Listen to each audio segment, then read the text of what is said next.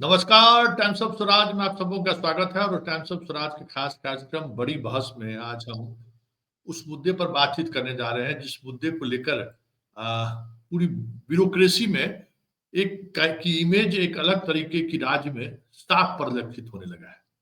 और वो ब्यूरोक्रेसी का इमेज है सुपर सीएम।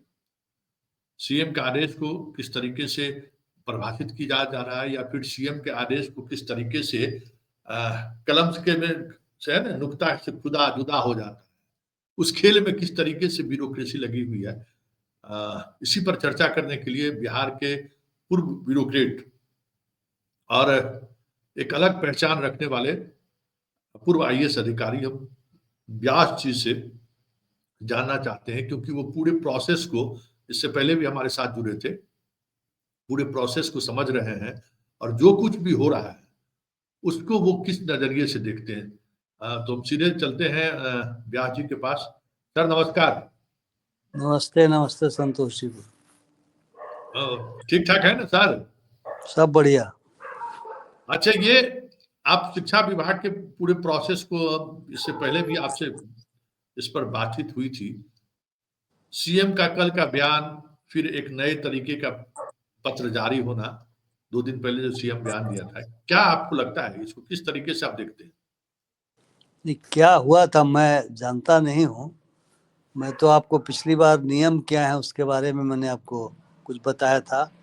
जी जी। चूंकि मैं तो हिंदू पढ़ता हूँ और वैसे भी मैं लोकल खबरें बहुत ज्यादा नहीं देख पाता। तो जी क्या जी। हुआ, क्या इशू क्या है, इशू कुछ बताइएगा तब हम अपनी बात कहेंगे। इशू ये है कि एक 2023 में नियमावली बनी शिक्षकों के प्रमोशन को कहिए या विशिष्ट शिक्षक बनाने के लिए, सक्षमता का जो परीक्षा उन्होंने आयोजित किया उस नियमावली के तहत, जो कैबिनेट से पारित नियमावली था, और उस नियमावली के तहत परीक्षाएं हुई।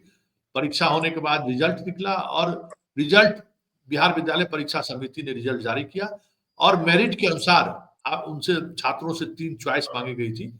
अगर आप मेरिट में आ जाएंगे तो आपको पहला चॉइस मिलेगा, जैसे जैसे आप मेरिट में आएंगे उसके अनुसार जिला आपको आवंटित किया जाएगा।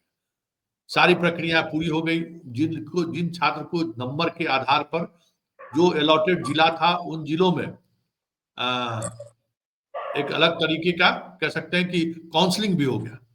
वहां जाकर अपना स्टूडेंट मतलब कहिए या शिक्षक कहिए, अपने डॉक्यूमेंट्स वेरिफिकेशन भी करा लिए, सब कुछ हो गया। अचानक बीच में आचार संहिता लागू हो गया तो इन लोगों का ट्रांसफर पोस्टिंग रुक गया।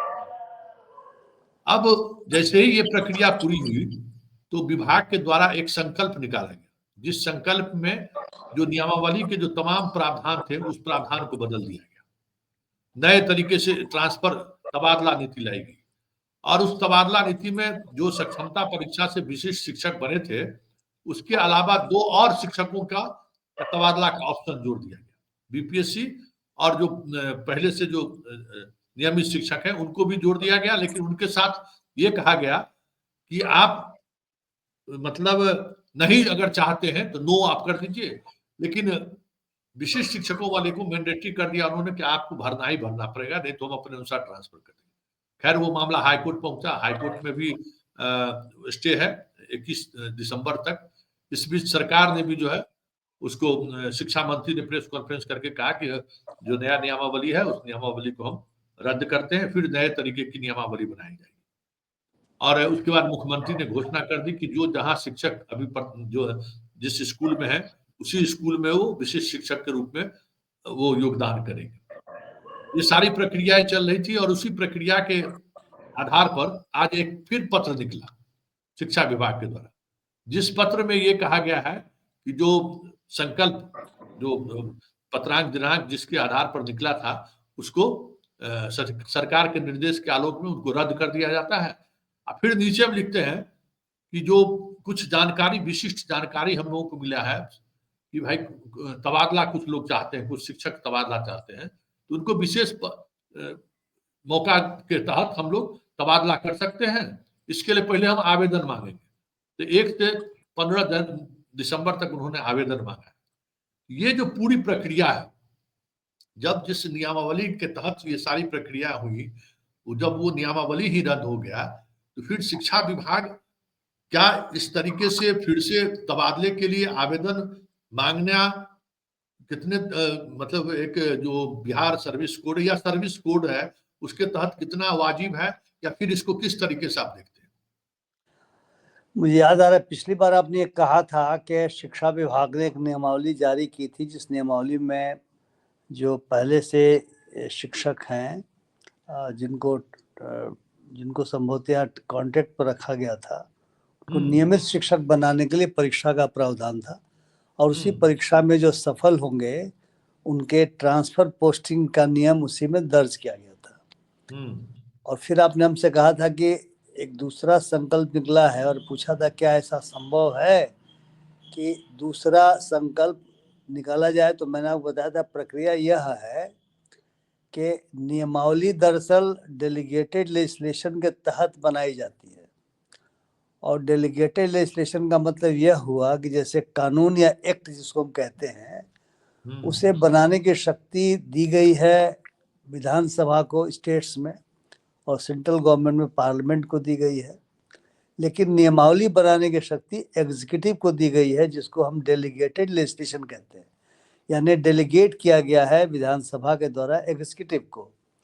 तो बिहार में प्रक्रिया यह है कि यदि कोई भी विभाग कोई नियमावली बनाता है तो उसके लिए एक इम्पावर्ड कमिटी होती है, मैंने बताया था आपको, जो इम्पावर्ड कमिटी में जीएडी के जो प्रिंसिपल सेक्रेटरी या एडिशनल सेक्रेटरी जो भी हो वे रहते हैं, फाइनेंस से कोई रहते हैं और लॉ डिपार्टमेंट से रहते हैं, और ये उस नियमावली को जो ड्राफ्ट के रूप में विभाग द्वारा भेजा गया होता है उसको पूरा देखते हैं और अपना जो संशोधन है वो प्रस्तावित करते हैं।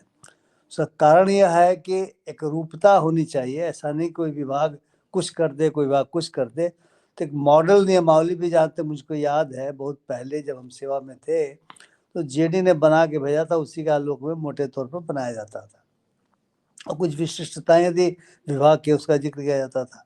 तो पहली बात तो यह है कि डेलीगेटेड लेजिस्लेशन के तहत ही इस प्रक्रिया का पालन करते हुए कि इम्पावर्ड कमेटी इसके बाद कैबिनेट में जाएगा, क्योंकि कैबिनेट को ही शक्ति रूल ऑफ एक्सट्रीम बिजनेस के तहत दी हुई है। एग्जीक्यूटिव जिसको हम कहते हैं स्टेट में, उसके हेड होते हैं महामहिम गवर्नर, लेकिन सारे काम विभाग जो हैं so rule of extreme business के तहत महामहिम के ही निर्देश से करते हैं।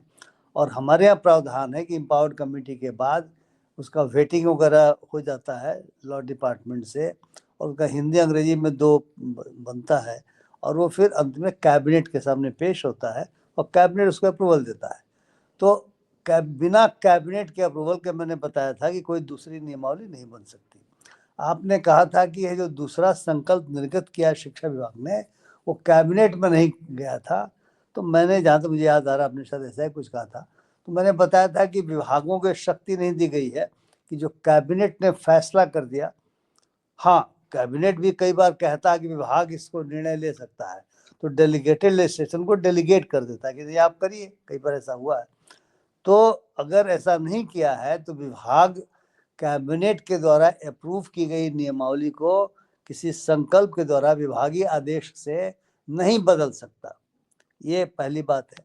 अब अगर अभी जो आप बता रहे हैं स्थिति यह है कि यह जो दूसरा संकल्प निर्गत किया गया था जिसमें कैबिनेट की सहमति से नियमावली में संशोधन नहीं हुआ था, या पूर्व की नियमावली को रद्द करते हुए नई नियमावली नहीं बनाई गई थी, और अगर इस तो वो प्राइमा फेसाई ही गलत था, नहीं हो सकता था।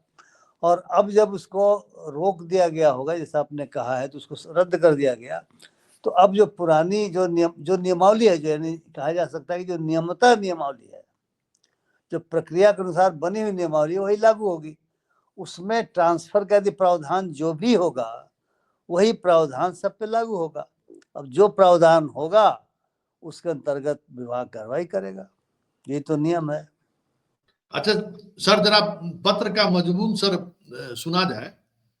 शिक्षा विभाग का एक आदेश जारी हुआ है आज, मतलब संचिका संख्या लिखा हुआ है, बाकी चीजें लिखी हुई है। उसमें पदस्थापना और स्थानांतरण नीति ने राज्य सरकार द्वारा रद्द करने संबंधित निर्णय के आलोक में शिक्षकों से स्थानांतरण हेतु ई शिक्षा कोष पोर्टल पर प्राप्त आवेदनों पर संप्रति विचार नहीं किया जाएगा। पूर्व से ही ई शिक्षा पोर्टल पर ऑनलाइन स्थानांतरण पदस्थापना हेतु समर्पित सभी आवेदन रद्द समझे जाएंगे। विभिन्न स्रोतों से अनुरोध प्राप्त हो रहे हैं, गौर करिएगा सर, विभिन्न स्रोतों से अनुरोध प्राप्त हो रहे हैं कि कुछ शिक्षक विशेष समस्या से ग्रसित होने के कारण स्थानांतरण हेतु इच्छुक है।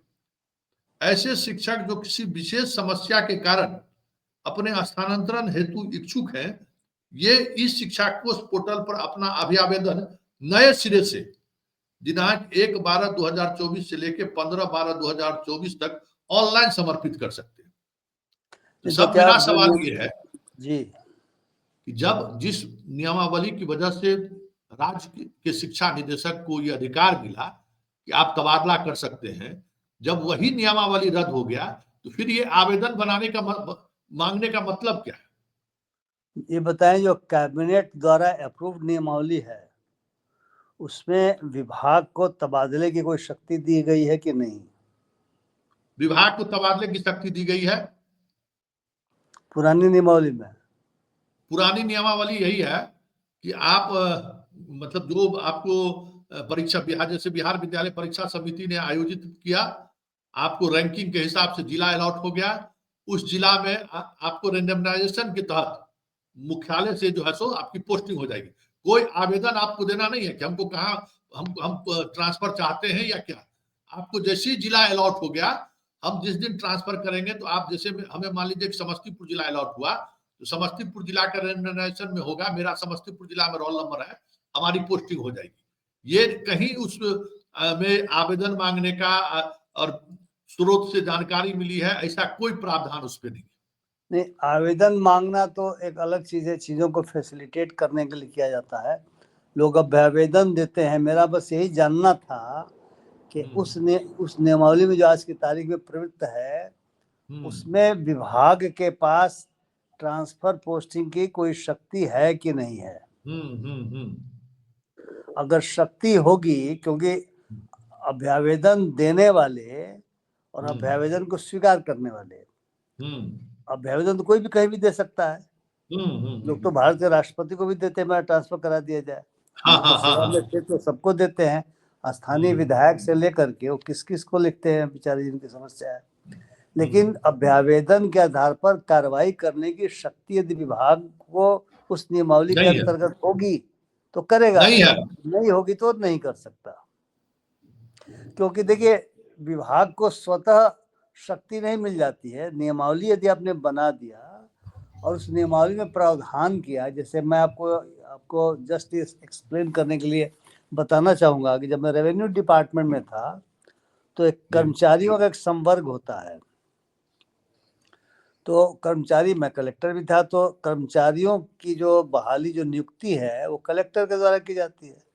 तो जो नियुक्ति पदाधिकारी है वही उसका ट्रांसफर पोस्टिंग करता है, तो उनका जिला का संवर्ग है, जिला का कैडर है। तो हम लोग के यहाँ बहुत सारे लोग ये भेजते थे विभिन्न स्रोतों से, जो इसमें आपने शब्द कहा कि हम रहने वाले हैं अमुक जिले के, लेकिन हमारी पोस्टिंग अमुक जिले में हो गई है, तो मुझे उस जिले में वापस किया जाए, आदि इत्यादि। तो उस समय इस पर चर्चा चली थी और मैंने उस समय जो माननीय मंत्री महोदय थे वो चाहते थे करना।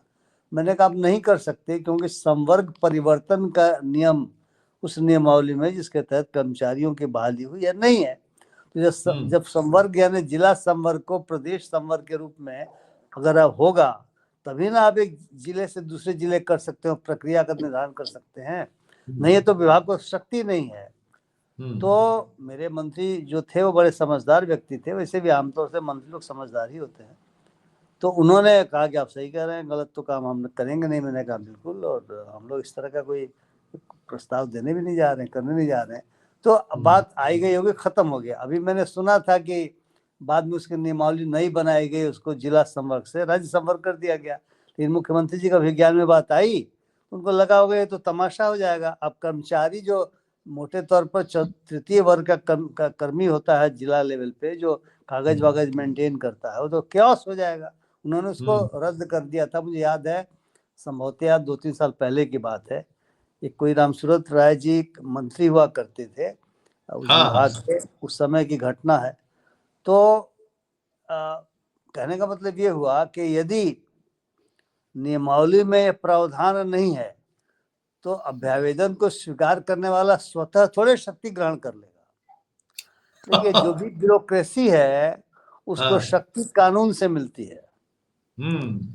नोटिफिकेशन निकलता है कि आपको अमुक विभाग में किया गया, तो उस अमुक विभाग में आपको जो शक्ति है आपको मिलती है।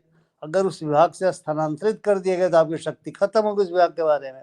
यानी सरकार की अधिसूचना से आपको शक्ति मिलती है, और जहाँ जिस पद पर आप जाते हैं, जिस कुर्सी पर आप बैठते हैं, उसके लिए जो रूल ऑफ एक्टिव बिजनेस के तहत विभाग को शक्ति है, अन्य बहुत सारे सर्कुलर्स है, कानून है, नियमावली है, उसके ही तहत आपको शक्ति मिलती है। यू कांट एज्यूम, आप नहीं कह सकते हम तो सरकार हैं जो मन में आया कर देंगे, ऐसा नहीं है।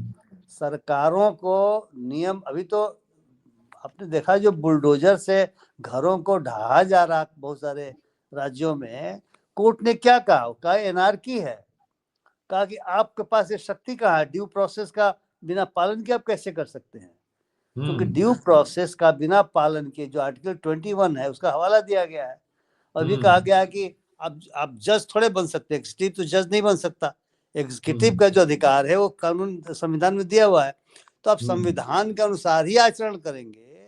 आप ड्यू प्रोसेस का पालन कीजिए, आप नोटिस दीजिए, सुनवाई कीजिए। हाँ, कुछ मामलों में कहा गया जैसे रेलवे की जमीन है, सड़क पर कोई आ गया तो उसके लिए कहा गया कि नहीं, आप उसको हटा दीजिए। तो कहने का मतलब ये हुआ कि आप ब्यूरोक्रेसी में या आप सरकार में आ जाने से सर्वशक्तिमान नहीं हो जाते। कानून आपको शक्ति देता है। जैसे आप पत्रकार हैं तो आप ऐसा थोड़ा हो सकता है कि आप बोले कि नहीं मैं किसी भाग में बैठ करके और फाइल करूंगा, या मैं या हमारे जो ब्यूरोक्रेसी के लोग हैं ऐसा थोड़ा कहेंगे नहीं अब हम संतोष जी की जगह अब हम जो है शुरू कर देंगे जो आपका जो चैनल है, अब हम ही उस चैनल को चलाएंगे। सेवानिवृत्त हो जाएंगे, आपके चैनल में आप लाइएगा तो चलाएंगे। जैसे मैं एक चैनल यूट्यूब का चलाता हूँ तो मैं सेवानिवृत्त हो चुका हूँ। तो कहने का मतलब ये हुआ कि जो भी विभागों को शक्ति है यदि नियमावली में दी हुई है तब आपको शक्ति है।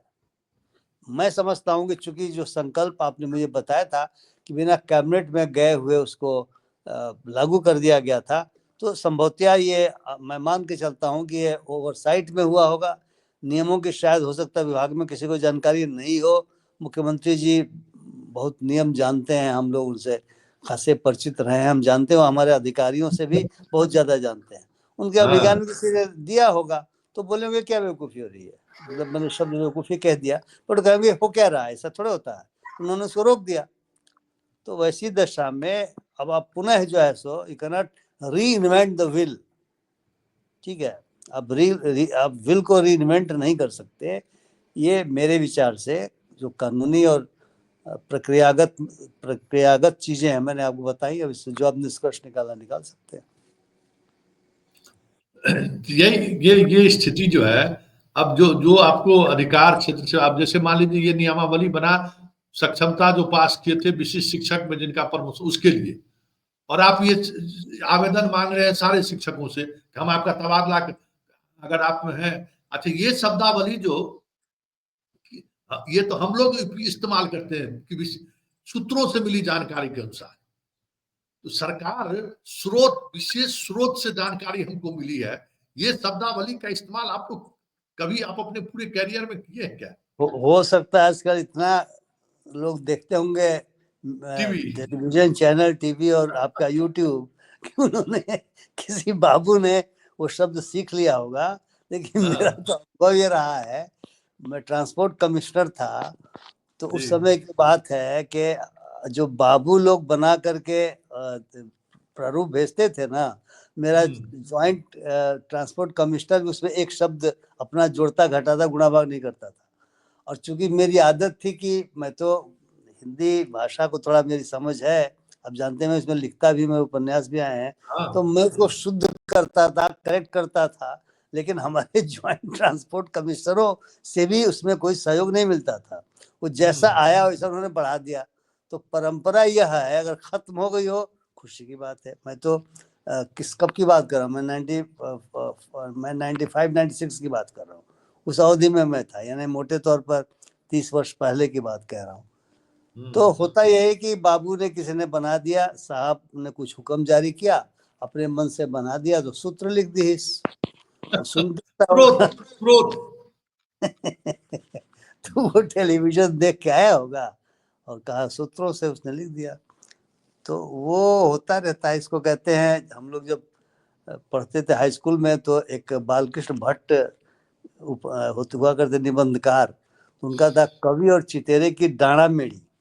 कवि जो है सो चित्रकार के क्षेत्र में चला जाता है और चित्रकार कभी कवि के क्षेत्र में, उसको डांडा मेढ़ी में कहते हैं, एक दूसरे का ओवरलैपिंग करने का काम तो हो जाता है। संतोष सिंह की रिपोर्ट लोग देखता होगा कि सूत्रों ने बताया, तो उसको याद आ गया कि सूत्र शब्द तो कहा जाता है, बोल दिया, पर सरकार में सूत्र नहीं लिखा जाता।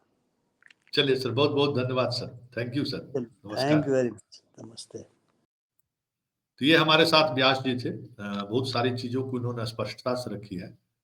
मेरा भी यही सवाल है कि विशेष स्रोत या ये सब बातें कहीं न कहीं ब्यूरोक्रेसी के काम करने के शैली पर सवाल खड़ा करते हैं। इतना ज्यादा उत्साहित क्यों है विभाग, या फिर इस ट्रांसफर पोस्टिंग को लेकर जिसका विवाद लगातार चल रहा है, हाईकोर्ट में सुनवाई हो रही है, उसको लेकर सरकार इतना व्यग्र क्यों, विभाग इतना व्यग्रता क्यों दिखा रही है? तो ऐसे इस वजह से सवाल खड़े होते हैं। तो इसलिए हमने बहुत सारी चीजें स्पष्टता के साथ समझना चाहते थे, तो हमने व्यास जी को जोड़ा और व्यास जी ने सारी चीजों को अब सामने रख दिया है। चलिए इस बड़ी बहस को यहीं खत्म करते हैं, फिर किसी नए मुद्दों के साथ हमारी आपकी मुलाकात होगी। फिलहाल इजाजत दिया जाए, नमस्कार।